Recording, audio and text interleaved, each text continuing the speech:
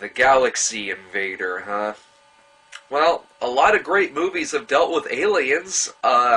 E.T., Alien, Close Encounters, Life is Beautiful. Maybe this one has some potential.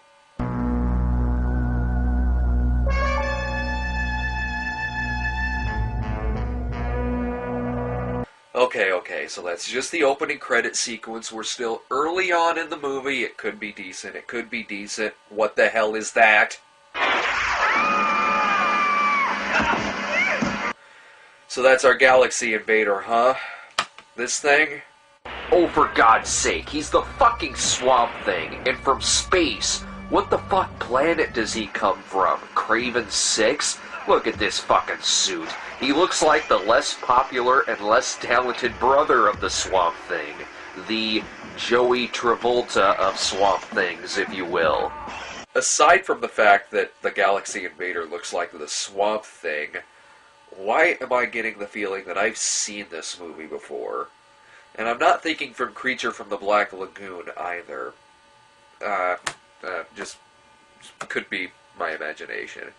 Anyway, The Galaxy Invader is a PG-rated direct-to-video flick from 1985 that I think is supposed to be some kind of throwback to creature features from the 50s and 60s era. Some throwback? Why don't I just go out and find an amputee, kick him in his wooden leg, and tell him it's a throwback to his old football days? The movie opens with the aliens' meteor crash landing onto Earth. Ever notice that in these movies, it's always in the middle of Bumblescum Sister Fucker USA that the alien crashes on? It's never in the middle of, say, a Six Flags. And why the hell is the alien on the meteor anyway? I would understand if he were in a spaceship and it crash lands, but something tells me that something went horribly wrong in some science lab on board this alien's ship, causing him to become stuck onto a meteor-like object that shoots him towards Earth. Otherwise, it makes no fucking sense that he'd just be hanging out on a meteor.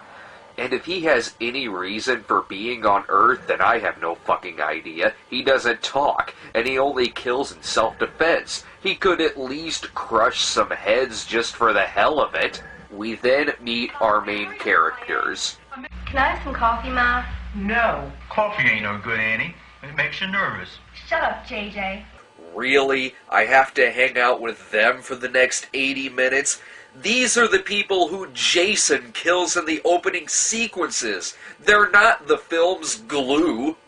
The patriarch of the family is Joe, the old abusive drunk, and you can tell he's drunk because he's got a rip in his shirt. This fucking guy spends most of the movie doing a fucking Jimmy Stewart impression for some reason. JJ? Look at me, boy. I'm asking you, where's the gun from the spaceman? Yeah, because Jimmy Stewart did plenty of roles like this. As long as you're in this house, it's my business. Joe, for God's sake, she's 25 years old. Please don't treat her like a Shut up.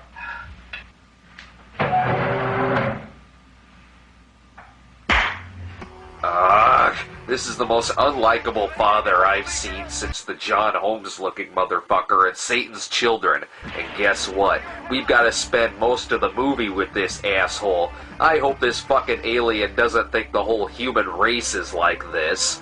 The father chases the daughter into the woods with his shotgun because he is upset that she is dating someone. Jealous much? He then happens upon the alien and shoots off his sack? Okay, well, whatever he shoots off of him, it is captured by Joe and his bumbling son JJ. Even though they don't know what it is, they believe that it is worth a lot of money. If it were signed by Babe Ruth, maybe, but by itself, I don't know. Well, since Joe hates every member of his family, we still get to see plenty of scenes like this. Shut up, I'm busy. JJ, get this thing in the garage. Just a minute. Shut up, woman. You know, I really hope he tries to fondle the alien. That way the alien will blow his fucking head off. The alien shows up to stun the dopey brother and to retrieve his ball back. I feel this movie should really be taking place on a playground. That doesn't matter, though, because Joe has even bigger ideas when local con man Frank Custer turns up. Great! A new character. Maybe some class will be brought to this fucking movie. Oh, it's something else, all right.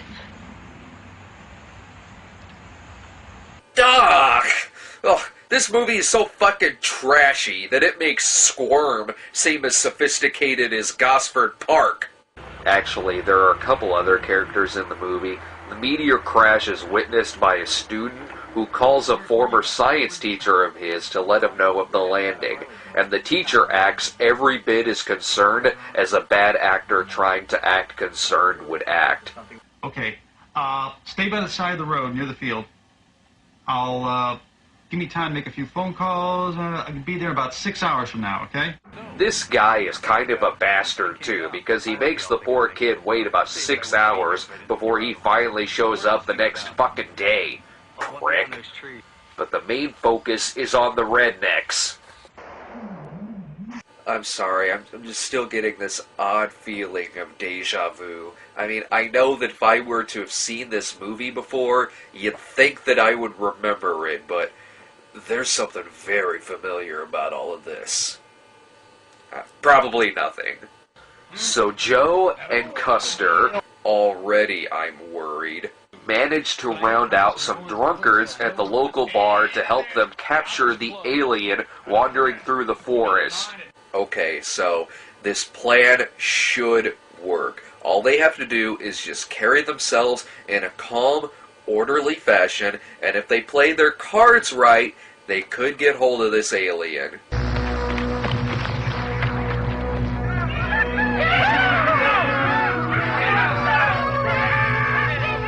Oh, come on, you guys! Oh, there you go. Just shoot at him. This alien survived not burning up on entry into Earth's atmosphere. He can survive your fucking bullets and maybe even your Pabst Blue Ribbon breath.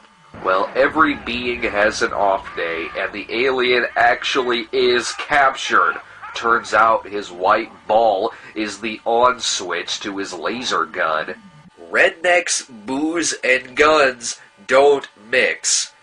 Rednecks, booze, and laser guns, well, that's how the Chicago Fire got started. I bet the Russians would pay $1 million for this. It's a Luger painted white. I'm sure the Russians will be thrilled. As the movie progresses, we always get the feeling that pretty much everyone hates Joe. I hate him. The showdown ensues and Custer is killed, but don't worry, I hear he'll be resurrected to take his revenge by raping an alien woman. Uh-oh, something good is gonna happen here. I just know it. Something exciting is going to happen. Look at the multiple angles, the slow motion. The wife is finally gonna do in Bastard Joe. Come on, sweet justice.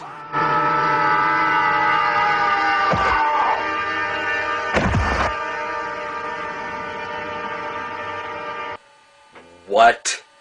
I'm sorry. Let me rewind this.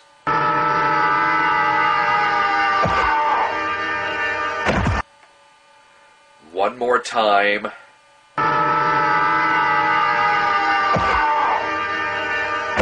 Oh my god, I think I'm finally cracking here. Ugh, I am the waffle maker. Seriously though, aliens and rednecks mix about as well as John Wayne and Genghis Khan. I'd rather just pop in an old episode of McCloud. Wait a minute. McCloud? Hang on a sec.